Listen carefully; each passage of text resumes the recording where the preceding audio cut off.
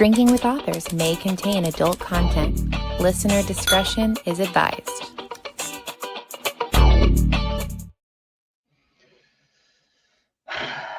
Hello and welcome to Drinking with Authors. I am your host, Erica Lance. I am with the amazing Mr. Nick Savage. Welcome, Nick. Hello, thank you for having me. Of course. So let's start off with what we're drinking because I think that's important. So up here in North Carolina, I found Flat Rock Cider, true fan. And this is their Mango Madness. And it's pretty amazing. Not gonna lie, big fan.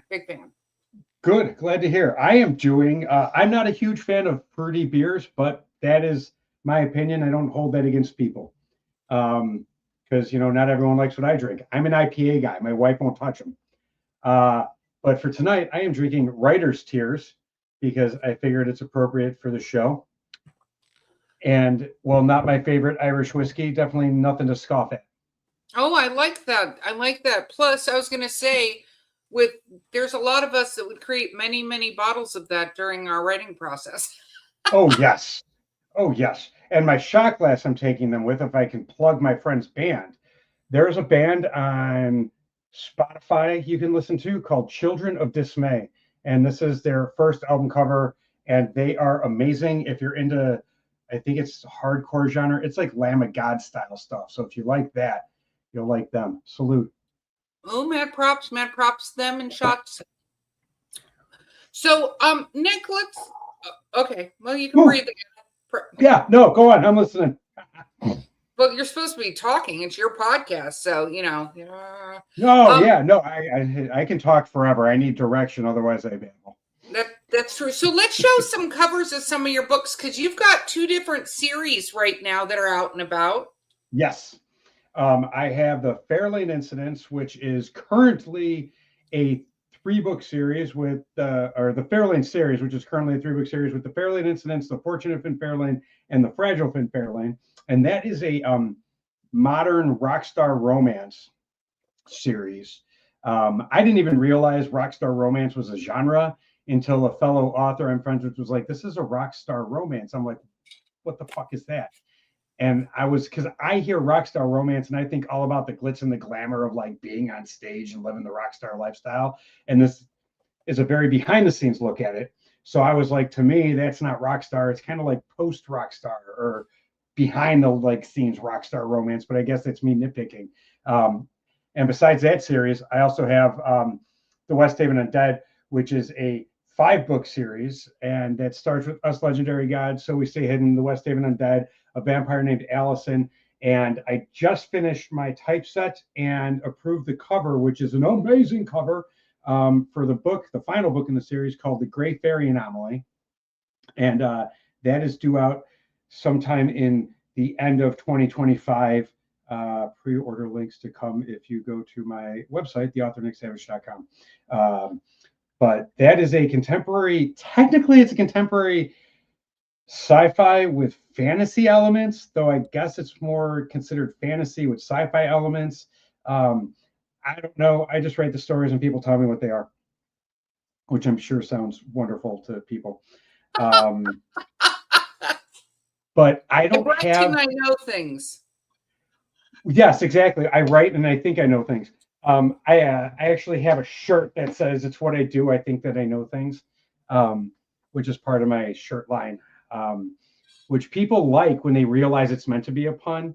I'll get people who are like, that's not the line from the show. And I'm like, no shit, Sherlock. And then they're like, oh, haha, I should wear that. But it's definitely a fun shirt. But do you have the covers? I did not send any to you. Or do I need to pull them up and put them in here somehow? Well, I was hoping you'd actually legitimately hold up your books. Yes, I know. I can do that. Nick, you are entertaining to watch as always. Thank you. At least I have book 1 in my series of the West Haven Undead. This is Us Legendary Gods. To me, it's backwards on screen, so hopefully it's... No, it's forwards. We're good. Okay. And I also have from the Fairline series the compendium of all 3 books, the complete package, which the title was a joke when I came up with it. I was talking with my lead editor and someone else. It was, I don't remember who, and they were like, we need a title for it. And I was coming up with all these dick puns. And I finally came up with the complete package as kind of like a joke. And they were like, that's perfect. And I was like, oh, crap. But be careful what you joke about with your publisher. It's always interesting to see what my jokes get turned into something serious. So what are you working on now then? I just finished my edits and my proofreading of my first standalone book. I have a graphic novel, which I'm looking at my desk. I don't have within grabbing distance of me. I have a graphic novel called Coma Noir that is over there on the desk behind me by the guitar, called Coma Noir, and that is a noir detective story, kind of a Sin City meets Maltese Falcon. But that's my only standalone. That's a graphic novel. This book I just finished writing will be my first standalone novel, and it is also a detective story, kind of. It's not really a mystery. It's meant to be a joke. It's meant to be a funny story. It started as a joke, and it's a long-winded story. I'm going to try and long story short, type. We're going to see if that's possible. You probably need another shot before you begin. Okay, hold on. Let's do this. Because I know what that's going to end result in, so this will be fun. You're like one of the easiest interviews ever because I just say one thing and then I can just sit back and drink because you're just going to go. Because growing up, I was that teenager who would come home and be like, "How was your day?" I'd be like, "Fine." "What'd you do?" "Nothing." And I wanted to talk to girls, and they were like, "If you want to talk to girls, you actually have to talk." So then I learned to talk, and I haven't shut the fuck up since. But it worked though. But shot. But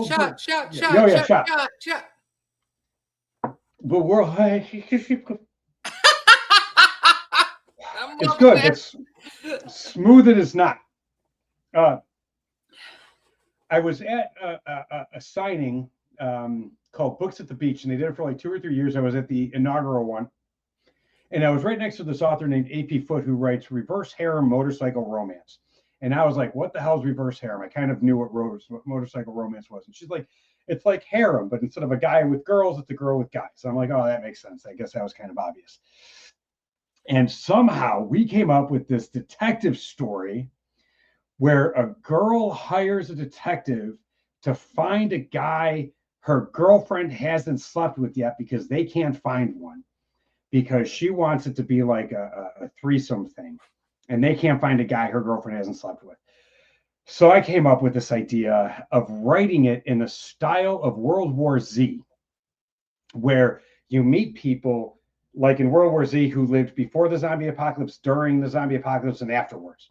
Only this detective interviews guys, seeing if they'd be a good fit to sleep with this lady. And they talk about what their life was like before sleeping with her. And then, of course, the sex scene with her, which is, whatever. And then how they are different and better for having slept with her. And I was like, this has to be a noir. Otherwise, it's just going to be really weird.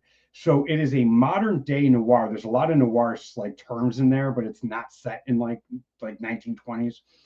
And it's called World War D.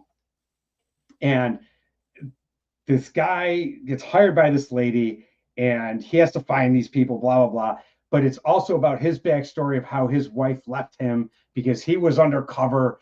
And I had to bring that whole thing into it because I was like, this isn't going to have enough story. I can't just tell sex scene after sex scene because I'm not an erotica writer. I was going to be erotic, and I was like, I can't do 3 chapters of one sex scene and 37 dick euphemisms and cum shot, euphemisms. I just can't do it. So it became more of a steamy romance. I think you are grossly underestimating your abilities. Well, it's a steamy romance, and it's actually really fun. And like, I hated it writing it. I was like, this is going to suck. And I'm like, no one's going to read it. And it's either going to be like my magnum opus or like what ruins my career. But then I got done writing it, and I was like, this is actually a pretty cool book. So I'm very proud of it. and I just finished my final proofreads. I handed it off to my first editor. She's gonna take a stab at it, hand it back to me, and then when I'm done with those edits, I'm heading it off to my publisher, who will then make it pretty and stuff. I love this. So let's talk a little bit about the West Haven Undead. Yes. So these are young adult novels, right? They are-ish. Okay, so young adult started when, hold on, because I'm going to be drunk if I don't eat. So young adult is a very broad age range. It's like 14, maybe even younger if you really want to get technical, to like 24. And at least as far as I know, I could be wrong. What the fuck? I just read. You're wrong, but I'm going to let you keep going on this tangent because it's fun to listen to you. All right, good. What is young adult? It's supposed to be 12 to 18. Okay, I would not let a 12-year-old read those books. I wrote it when new adult was still a thing. For like that 3 months that like new adult was a thing, I started writing the series as a novel. The series had actually begun way before that, in different iterations of film and television. And then I was like, fuck it, I'm writing it as a book series. And I want this, the characters are what make it young adult because they're in high school for some of the main characters, but it focuses on them and their family. And there's a lot of adults in there. I wanted it to be new adult. I wanted it to be like 18 to like 20, or 18 to 30 type crap. And I'm finding a much broader age range with it. It deals with some mature themes. Like there's sex scenes in it, but it's not erotica sex scenes. It's more of like the mental state of like your first time doing it and what you're thinking and stuff like that. And the death scenes are like ultra violent. But it's very much I grew up watching John Hughes, and I loved Pretty in Pink and Some Kind of Wonderful and 16 Candles and Breakfast Club and all of those movies. And I grew up in that area. Like Shermer, Illinois is fictional, but it's the suburbs I grew up in. And I wanted to write the areas I know. I'm not JRR. I'm not coming up with Middle Earth. I'm not creating fictional worlds. I'm writing the worlds we have. And so that's my world. And West Haven is that area. And it's very much the non-violent scenes, the death scenes are very much have a John Hughes feel. And those kind of observational kind of scenes of life are juxtaposed to very Darren Aronofsky-esque style scenes that are very visceral and graphic, with the death and the transitions into being a legend and stuff like that. But the story itself is about a kid who goes missing and their friends go to find him, and they discover that they're all got these different genetic abilities because it's rooted in genetics, which is what sets it in sci-fi. There's no silver bullets or satin-lined coffins or any shit like that. It very much redefines the genre, even the way that they act within their little, groups of monsters and stuff like that. So it is a very different take on what we know of as vampires and werewolves and fairies and zombies. Very, very cool. So these are two wildly different genres that you're talking about writing in. Yes. Yes. Very diametrically opposed. But what's next then? Where are you going next? I want to touch on that before I will get to what's next. They are diametrically opposed, but the themes are actually the same. The themes in the Fairline incidents are about realizing that who you are when you're in your late 30s isn't necessarily who you're stuck being, and there's always room for change and growth and kind of self-acceptance and all that shit. And then I say it like I don't actually mean it. I do mean it, but it's whatever. All that self-acceptance crap. Yeah, all self-acceptance. Fuck that shit. And then time for another shot. And then in the West Haven Undead, it's also the same idea of, being who you are and not really hiding it, being, self-acceptance and, being okay with who you are in a world that might not otherwise accept you and stuff like that. So they have similar themes. But what's next for me? Now that World War D is written. I haven't drank in like 6 or 7 months. Right? Wow. Yeah. I think you may want to stop at the 3 then. Yeah. But I'm eating a lot, so it's okay. We'll ask your beautiful wife later if that's the case. Yeah. Next up on my list, now that I handed in World War D, I'm actually going back to the Fairline series, because the Fairline series was initially written because of my hatred of Regency romance. I grew up, my mom read Danielle Steele, and all those Regency romance and Knight in Shining Armor and Damsel in Distress are very much just adult Disney books. And it paints a wrong picture, because I know people who are like, I grew up watching Disney and I don't know why I'm not married with 3 kids at 30, even though like, and I'm just like, you're an idiot. That's why. But I've told my friends this to their face. I'm not like talking behind their back. Life is not a Disney movie. You don't meet someone for 5 minutes, go on 2 dates, fall madly in love, and have a happily ever after. Happily ever afters don't exist. Happily for now exists, and then you have the struggle of money and bills and finding things out about each other that you have to learn to live with and learn to compromise on. And like I think the best movie in terms of like the Disney and Regency romance stuff to do that is Beauty and the Beast, where they're like, oh, he can't use a fork and she has to use a spoon, so like let's just drink the soup. It shows compromise on like this really stupid level that kids can understand, and adults. And I'm just like, life isn't like that. So my books have this overall sense of realism, but the Fairlane was told from his point of view. It's a man's point of view, hopelessly jaded romantic point of view. He's hopelessly romantic, but he's jaded, he's cynical, and it's from his point of view. And then I'm rewriting the series from his love interest point of view, and it's a different story, because there's always 2 sides to every story, and the his side, his 3 books of him going, no, baby, I can be the man you want me to be, but let me fuck 5 other women first. And she's like, but you can't be the man I want you to be because you're fucking 5 women. And he's like, no, baby, I can keep it in my pants once you leave your boyfriend. And she's like, but we're engaged. He's like, well, then I'm going to fuck other women. She's like, and that's why I'm marrying him. And it's just like stupid, but that's how he thinks, and he puts her up on a pedestal, and her story is different.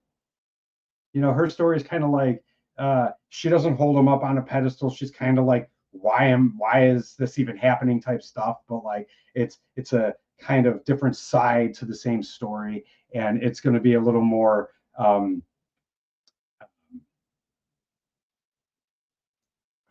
Words are failing you. Not sassy, but like a little more like I don't know. I would love to know what this word is that is trying to come out of your hand. I don't want to say more cynical, because he's pretty cynical. Misanthropic almost.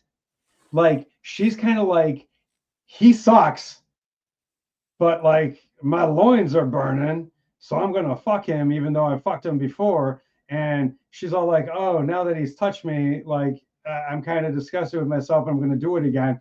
And it's kind of like this whatever self-loathing. I don't know. It's different because she doesn't want it to happen, but she's like letting it happen because she feels like maybe.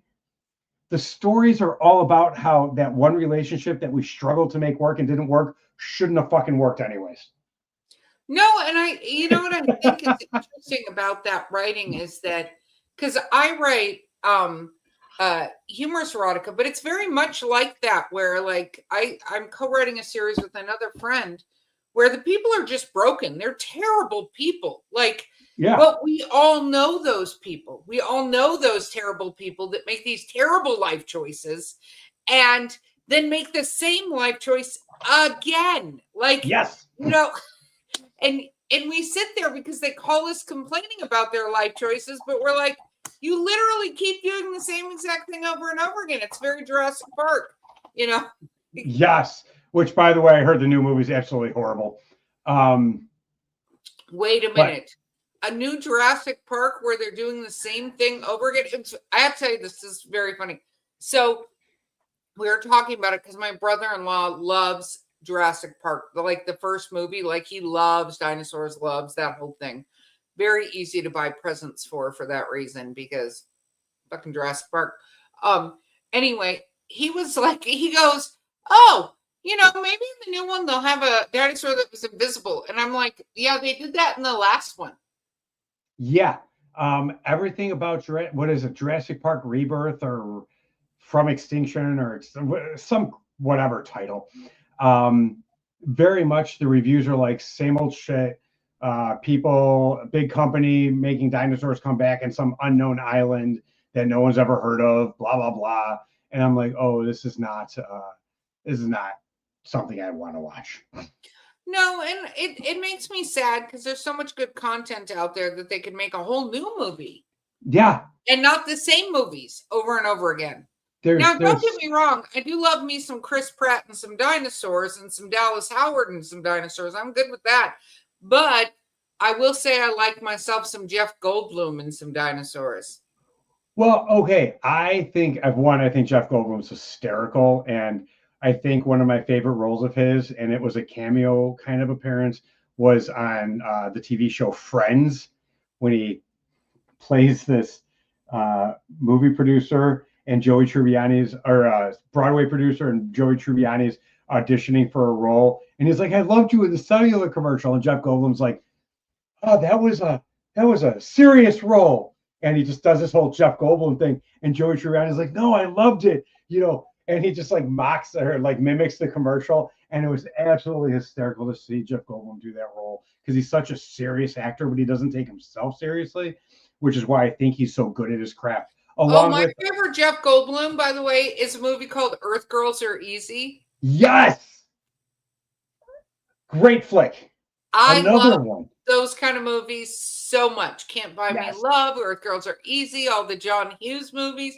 Some of them have things that are questionable in them, but I effing love those movies. They make me so happy. And so when I met him at MegaCon, because I get caricatures done of me with all the actors, because I'm 6 feet tall. So a lot of these actors do not live up to me in real life. When I stand next to them, they look like they're this big. Like I love Robin Lord Taylor, what is it?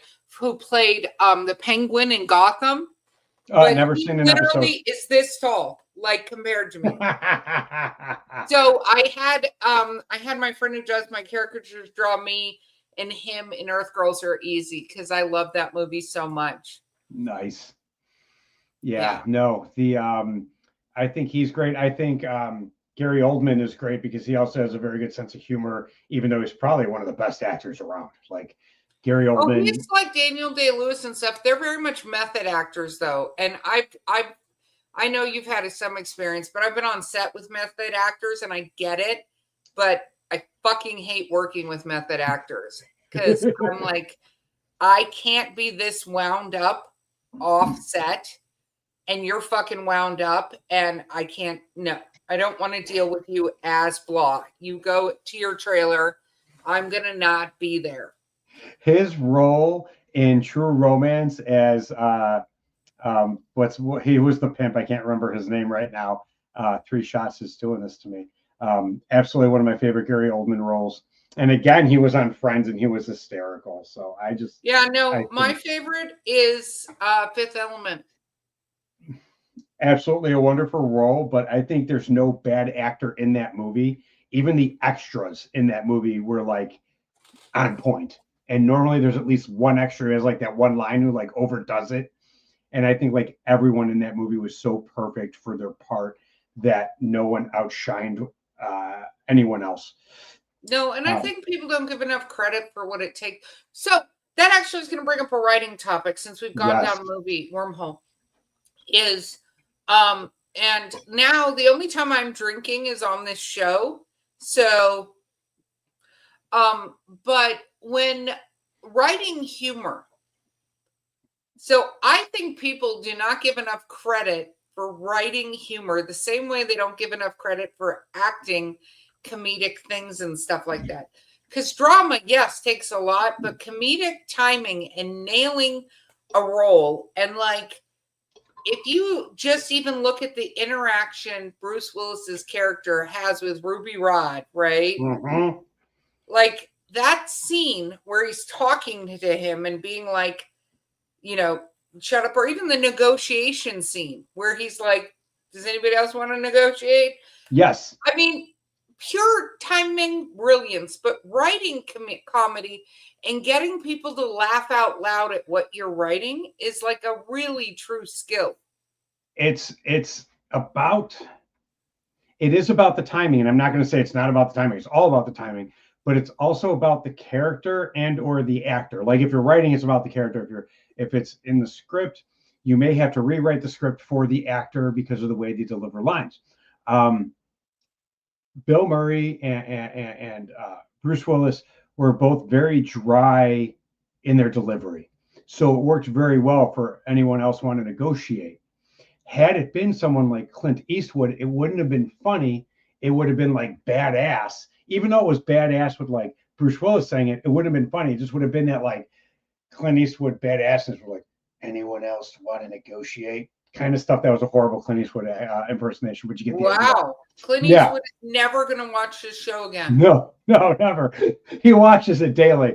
But like it would have been awesome and it would have been killer, but it wouldn't have been funny.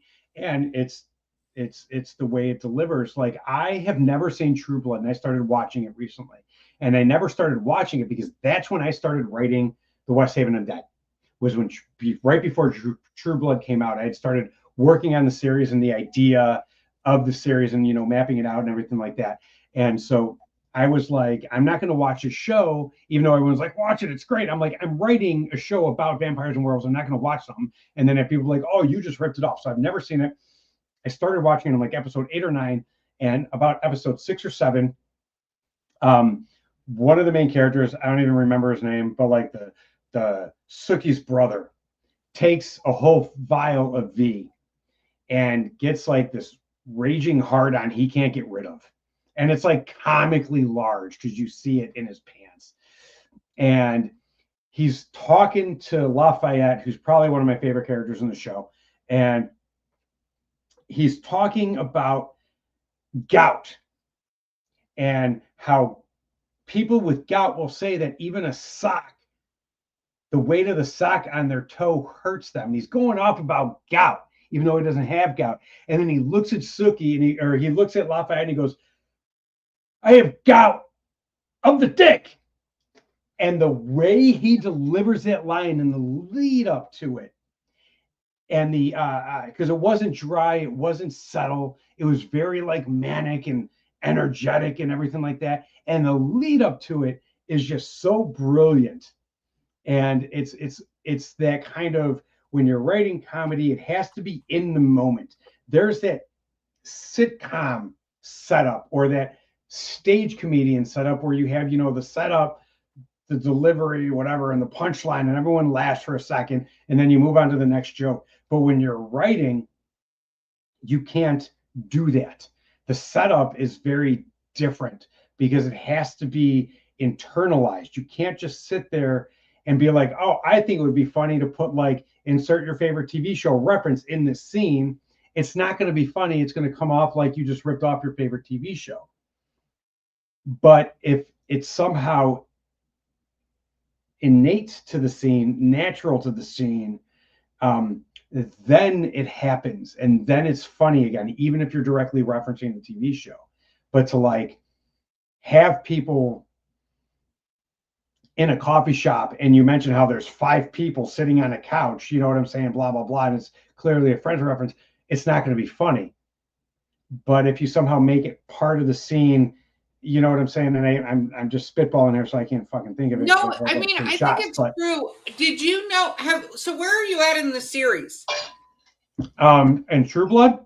Yeah. Episode 9, I think. The last thing that happened was, hold on, the house was burned down with the 4 vampires. Sookie says, I'll kill you if you don't let me see the coffins. She goes see the coffins. Bill's not dead. He comes out of the ground naked, covered in dirt. They have sex because that's got to feel good in her with JJ to have dirt ripping it apart. Sookie! Then whatever that episode is, where she has dirt sex, is the last episode that I saw. Okay. Last So night. in the book series, Yes. Lafayette dies in the first book. He tell me he dies in the show. Okay. I was like, my favorite No. scene. What you will see is it leads up to what you think that is going to happen. I'm just going to give you this because it'll annoy the shit out of you. And then the fan backlash from this was so great that they had to come up with a plan B. So it's interesting what they do with that, but it's funny because if you read the books, Lafayette dies, and I was like, Jesus. You know what I mean? My wife tried reading the books. She was really into Laurel K. Hamilton for the first like 6 or 7 books in the Anita Blake series. Oh God, don't get me started. I'm committed. I actually have, I don't think it's not down here. So one of my things with Laurel K. Hamilton, I've talked about it on the show before, but she had a book that I was listening to an audiobook with our, Jen, Jen. Mm-hmm. And she lent it to me. And it was back when CDs, was an audiobook. So that's how far back this goes, right? Because we're old. Yeah. And I'm listening to it and I hear the word in this chapter, wound, like 13 times in 2 paragraphs. The word wound. And I was like, okay, am I hearing this? So I replayed it again. And I'm like, I wonder if there's an error with this. So I literally got in the car, drove to Barnes & Noble, opened the book, and it was there. So I bought this book, and Laurel K. Hamilton was at Dragon Con, and I put a post-it on that chapter, and I made her sign that chapter of that book. Now, the friends I went with were like, do not get us fucking kicked out of Dragon Con. And I was like, first of all, I talk at Dragon Con, so they like me. Second of all, if she realizes why I'm there, there's nothing I can do. So she goes, they're like, just don't say it. So it's like, she goes, oh, why do you want me to sign this chapter? And I'm like, everything in my entire being was like, well, this chapter wounded me. I didn't. I wanted to. My friends were begging me not to. So I just told her it's because one of the bad guys I like's in it. But get a fucking editor. And it drives me nuts because that whole entire series was so brilliant. And then it's just become all about polyamory. And that's all it is. Which, don't get me wrong, lifestyle. But that's all the book series is about now. And that happened when she in real life got a divorce and became polyamorous. And so it reflected in her book. But Anita Blake is her. If you look at the description of Anita Blake and look at Laurel K. Hamilton, it's her. She wrote herself into the book, which is the most self-masturbatory thing you can do. But that said, my wife liked like the first 6 or 7 books, and then they just became porn. And she's like, I don't care. And my wife hates shifter porn, and I kind of agree with her because it's just bestiality. And say what you will about it. If you're having sex with someone who becomes a wolf or a werewolf in the middle of it, you're fucking an animal. And so I won't write shifter porn. But she tried reading the Charlene Harris books or whatever the author's name is, who ended up True Blood. And she couldn't even get through one book. She's like, they're just not my style. But we're loving the show. Oh, no, I think you will not like the Billith season. I'm just warning you in advance. You'll know exactly what I'm talking about. You will not enjoy that season. But other than that, I actually think they did a great job, and I love Eric Northman. Him and Pam. Pam is going to become one of your favorite characters. Let me just tell you in advance. I'm horrible with names of characters. Pam is the girl that works for Eric Northman at the bar in Lafayette. He's the sheriff. Is Pam the girl that's only in it for 6 episodes? No, she's in the whole series. Okay. Then she hasn't shown up yet, or is Pam the redhead? No, she's a blonde, big lips, big boobs, works at the nightclub. I don't remember when in the series you get to meet Eric Northman, who's Alexander Skarsgård. Oh, is he the head vampire guy? He's the sheriff in the county they're in, yes. Wait, no, the sheriff. No, I was thinking the head vampire bad guy. No, that's a different one. I only know the detective and the really old guy. the old, really old. I don't think you've gotten to Eric yet. You will enjoy him. Something happened with my screen. Okay, I'm here. No, I'm really enjoying the series. I think it's good. I know I'm like 20 years behind on it, but again, it was something I didn't want to watch because I was writing West Haven Undead, and it's a lot of there. You write about vampires, werewolves, zombies, and fairies. You're going to have some crossover stuff and stuff that's similar, but I think for when True Blood came out, it's very well done. I hate their portrayal of vampires because there's absolutely nothing original about it, except for the fact that they're out and people know they exist. But other than that, it's still, we're evil and we're going to cackle everything you say and we're going to be sensual and have sex with each other and then suck your blood. And it's very that goth romance style vampires. And to me, I'm like, I could give a fuck less about that. That changes a little bit. That changes a bit. You get some other vampires in there. Like, I liked Bill. Do I think Bill is like a Robert Pattinson ripoff? Yes, except for the fact that they both came out at the same time, which means they're kind of coincidentally the same. But I like Bill. I like the actor. I think Anna Paquin is great. I'm really pissed they killed the grandma because I love the dichotomy of the ages and stuff like that. I think having a cast whose ages range is a lot better. I love Stranger Things, but the fact that like it gets from like the teenagers to like Winona Ryder and like that's the age range is like, like get old, get young, have fun with it, man. Do like 15 to 95, like have fun with it. Ensemble casts are the way to go. And I know technically Stranger Things is an ensemble cast and I love it and it's well done. And I'm not like saying it's a shit show. It's absolutely fucking perfect, especially season 1 and 2. I just think like having more age range is something fun because not only is it good to show that life is more than just pretty young people with problems, it draws in an audience that otherwise might not pay attention. I enjoy your tangent there, Nick. So let's talk about when you sit down to write. Yes. What do you like to snack on? Okay. Depends. I generally don't eat when I write, but 20 years ago, I was the guy who had a bottle of wine or a bottle of Bailey's every time I wrote. My liver thanks me for not doing that anymore. And they're not talking like, oh, a book was a bottle of wine. No, like a writing session was a bottle of wine. Nowadays, it's Coke Zero, iced tea, not Arizona or anything like that. Those are too sweet for me. I like unsweetened, like loose leaf tea that I brew in pitchers. I'm not autistic. You're autistic.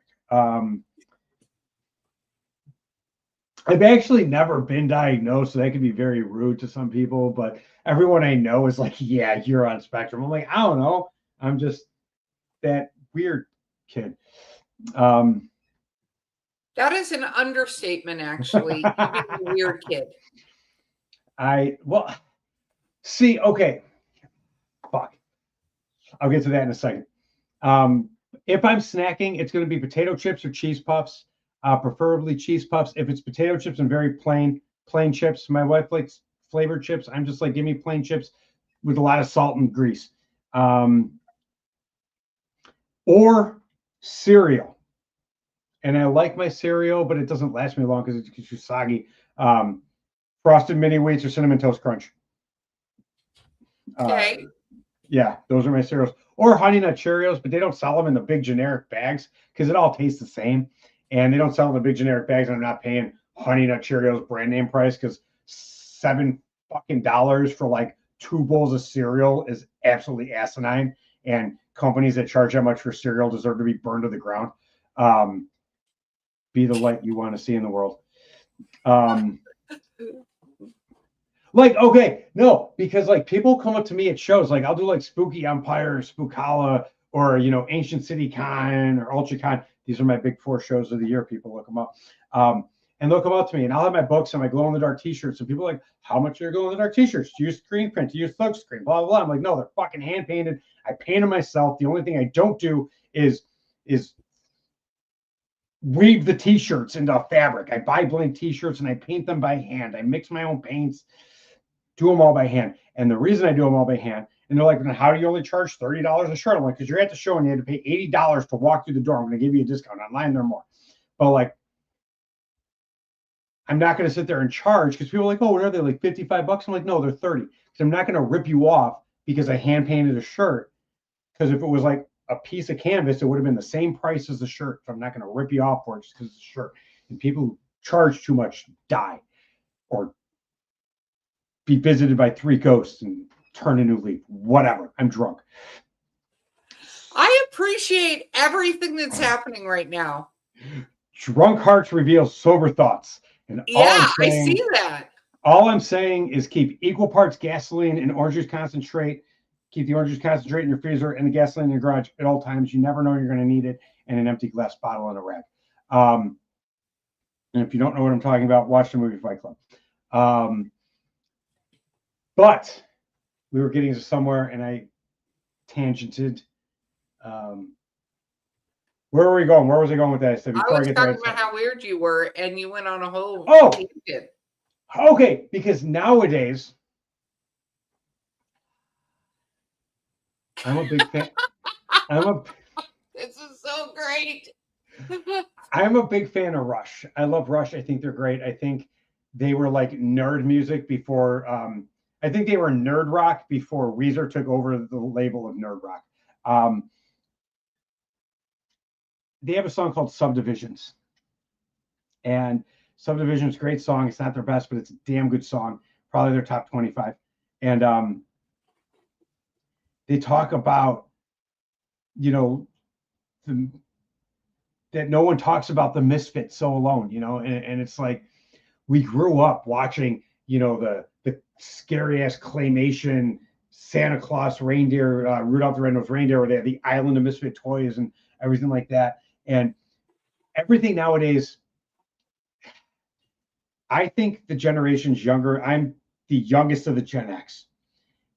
I think generations younger than me are going to be the ones that save the world because Gen X just wants to see it burn. They're like, it's going to burn. It's going to happen. We don't care. We're ready for it. But the younger ones are going to save it. But that's if they can get past this need, and I'm not talking millennials. Millennials are in their fucking 40s now. The youngest are like 35 or some shit. They're all like giving up as well. They're joining the Xers. But like Gen Z and whoever the hell else is under them, I don't even know anymore. The Wonka generation, whatever the fuck they're called.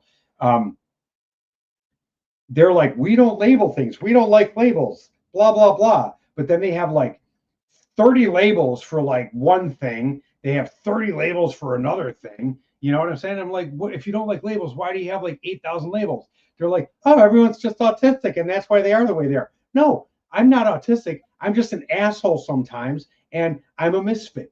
But that's what it is. All it is a new name for it. Instead of being a misfit or a rebel or an outsider, they took all 3 of those, and they're like, you're just autistic. It's fine. It's fine. Everyone's autistic. And I'm like, but are they? Because I live next to autistic kids. And those kids were nonverbal, and they were 14 years old and never going to get out of diapers.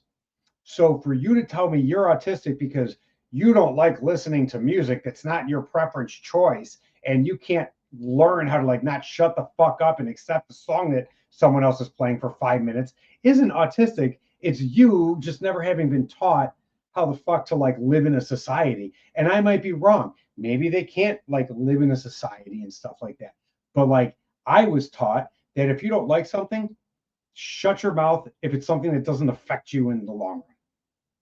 And I might be wrong. But those kids who can never communicate with their mom and dad who love them and tell them that they love them and never stop shitting their pants because they don't know how to use the bathroom at the age of 20, that's the autistic I grew up knowing. So like to say, oh, you're autistic because you don't understand this and that. Maybe I do, and I'm just an asshole. Well, on that note, how about some shameless self-promotion time, Nick? If somebody wants to read your assholery, where do they find it? I can find it at my publisher's website at 4horsemanpublications.com, the number 4horsemanpublications.com. Go to the tab where it says Our Authors, and I'm under the Our Authors. Nick Savage, it's me. wearing like a golfer's cap and blowing smoke. Literally, great picture. You can find them on Amazon, Barnes & Nobles, anywhere books are sold. If you walk into a store to buy them because you like the smell of paper and they don't have it in stock, they can order it for you, and you can get it there. If you're into ebooks or audiobooks, you can get them on, well, anywhere ebooks and audiobooks are sold as well. Audible, audiobooks.com, Google Play, any of those places will have them. The only books not available on audiobook yet are A Vampire Named Allison is the only book not available on audiobook yet. The rest are there. My narrator's recording it, but she's having vocal cord issues for months now. It's fun having an autoimmune disease. But she's working on that. And yeah. That is where you can find all this stuff. Fairy Gray Anomaly, right? Gray Fairy Anomaly. Yes. Should be up for pre-order soon. And that is the final book in the West Haven Undead series for now. Yes. That Wonderful. Is the final book. I will be writing more in that world, but that story arc is done.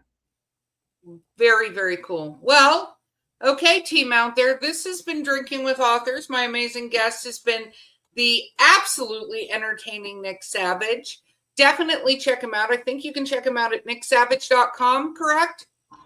The author, nicksavage.com. When I started up a website, nicksavage.com was taken. So I was like, the author, Nick Savage. I don't know why I had to put the word the in there like some pretentious asshole. Maybe that's what makes me autistic. I don't know. But it's the author, nicksavage.com.